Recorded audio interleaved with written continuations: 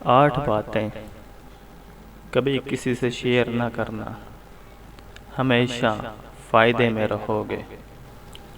Number 1، اپنی family کے معاملات، گھر کے معاملات اور راز کبھی بھی کسی دوسرے سے شیئر نہ کرنا۔ کبھی بھی کسی سے اپنی آمدنی اور بینک بیلنس شیئر نہیں کرنا چاہیے۔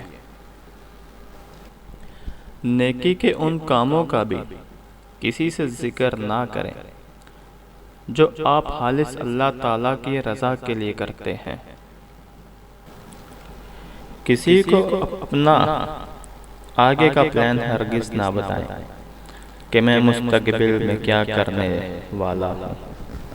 اگر آپ کسی سفر پر جا رہے ہوں تو کوشش کریں کہ اپنی منزل کے بارے میں زیادہ بات نہ کریں۔ اپنی پریشانیوں اور غموں کا ذکر بھی لوگوں سے شیئر کرنے کے بجائے اپنے رب سے کیا کریں۔ اس طرح دل کو بہت سکون ملتا ہے۔ کسی دوسرے کا راز بھی شیئر نہ کیا کریں، کیونکہ وہ آپ کے پاس ایک امانت ہوتی ہے اور امانت میں خیانت کرنا ایک گناہ ہے۔